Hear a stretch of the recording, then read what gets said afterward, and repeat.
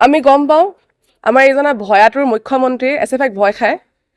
কাৰণ আমি সাধাৰণ ছাত্ৰ ছাত্ৰীৰ অধিকাৰৰ হকে আমি মাত মাতোঁ আমি কৃষক শ্ৰমিকৰ অধিকাৰৰ হকে মাত মাতোঁ আজি আমি প্ৰতিবাদী কাৰ্যসূচী আমি গ্ৰহণ কৰিছোঁ কাৰণ আমি দেখিছোঁ যোৱাটো সময়ছোৱাত এইখন অসমত 12,000তকৈ অধিক গভৰ্ণমেণ্ট স্কুল বন্ধ হৈছে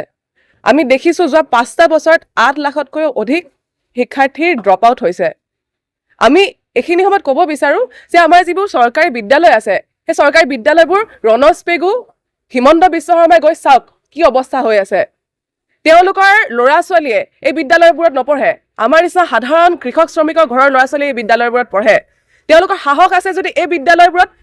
তেওঁলোকৰ ল'ৰা ছোৱালীক পঢ়োৱা আৰম্ভ কৰক তেতিয়া হয়তো চাগে তেওঁলোকে অলপমান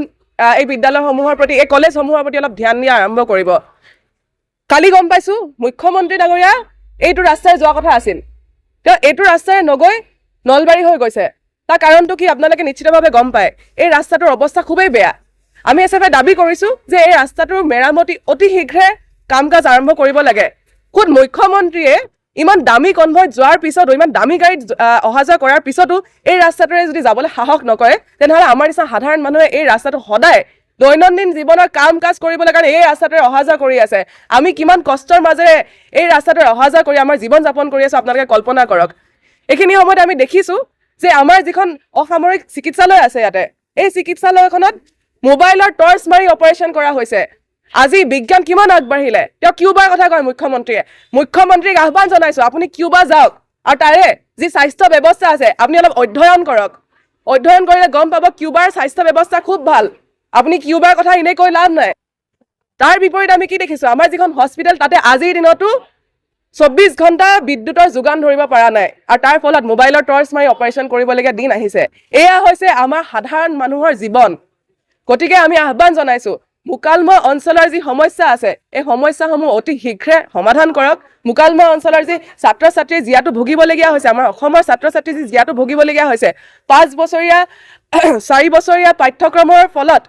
4 বছৰীয়া পাঠ্যক্ৰম কৰাৰ পিছত তেওঁলোকে কোৰ্চ ঠিক কৰা নাছিল কি পঢ়াব কি নপঢ়ায় তেওঁলোকে কোনো ধৰণৰ ইনফ্ৰাষ্ট্ৰাকচাৰ ডেভেলপমেণ্ট নকৰাকৈ শিক্ষক নিযুক্তি নিদিয়াকৈ 4 বছৰীয়া পাঠ্যক্ৰম এটা আৰম্ভ কৰিছে 3 বছৰ হৈ গ'ল 3 বছৰ হৈ যোৱাৰ পিছতো তেওঁলোকে আজিলৈকে ঠিক কৰিব পৰা নাই 4 নম্বৰ বছৰটোত কি পঢ়াব তেওঁলোকে আজিলৈকে শ্ৰেণীকোঠা নিৰ্মাণ কৰিব পৰা নাই আজিলৈকে শিক্ষক নিযুক্তি দিব পৰা নাই আৰু কি সাহসত তেওঁলোকে 4 নম্বৰ বছৰ আৰম্ভ কৰিব খুব ডাঙৰ কথা কৈ এনইপিখন আনিলে এনইপিত খুব ফেন্সি কথা কিছুমান লিখিলে কিন্তু আজিৰ দিনত তেওঁলোকে নিজেই গম নাপায় যে সেইখিনি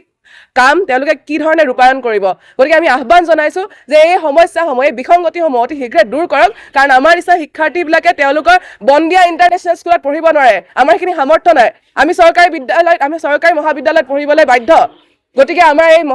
বিদ্যালয়সমূহ অতি শীঘ্ৰে ৰক্ষা কৰক বচাওক আমি এছেফাইৰ ফালৰ পৰা দাবী জনাইছোঁ এইখিনি ধন্যবাদ